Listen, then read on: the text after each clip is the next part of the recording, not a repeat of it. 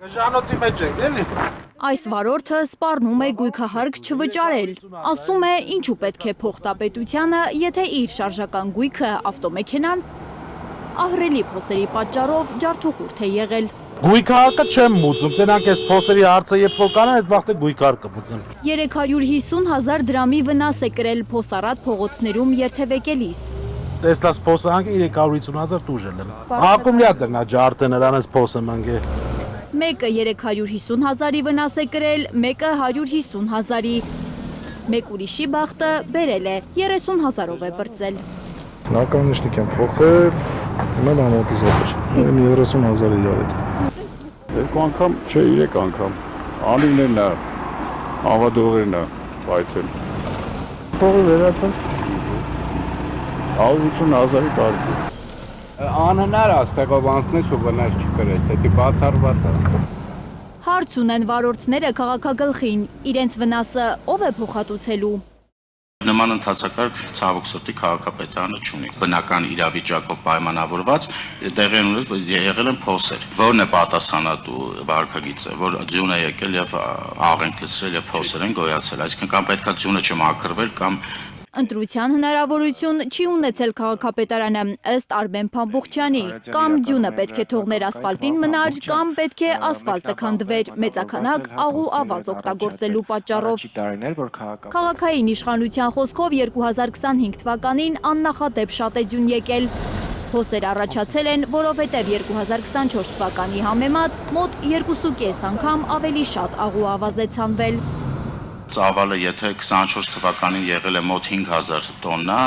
2025 թվականին եղել է 12,000 տոննա, այսինքն 2,5 անգամ ավել, դա միանշանակ ազդել է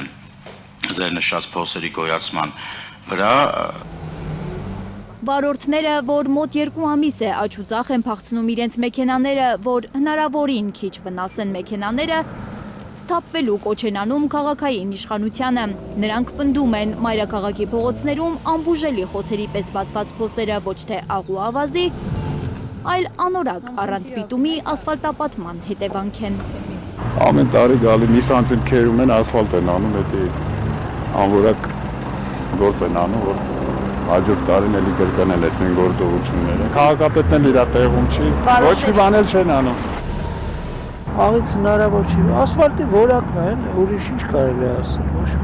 նորմեր կամ բան, որ չեն պահպանվում, այդ վիճակն է։ Ջուրը գնում է ասֆալտի, տակ է շիբին նմանը, սաղ լվանում է, փոսերը նորը չեն։ Սուրեն Սաֆարյան, Բադալ Մուրադյան փողոցների այս սարսափելի փոսերի հոբելյանական երկրորդ ամիսը կլրանա շուտով։ Վարորդների աչքի առաջ են աճել, բազմացել, խորացել։ Որոշ փոսեր անգամ անուններ ունեն, Շոպրոնի փողոցի այս խոր ու լայն փոսը վարորդները փաղաքշաբար ջակուզի են անվանում։ Ցամաքած գետակ հիշեցնող այս փոսն էլ ասում են անձրևի ժամանակ վարարում է ինչպես դեպետը։ Լնդուն նայեմ փոսը,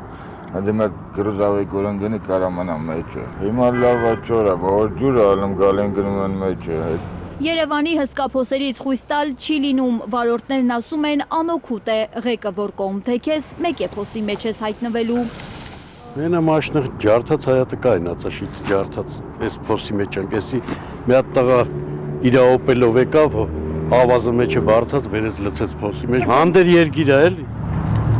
Փոխքաղաքապետը խոստովանում է, թերացումներ եղել են փոսալցման աշխատանքներում, բայց ոչ իրենց մեղքով, շինարարներն են մեղավոր։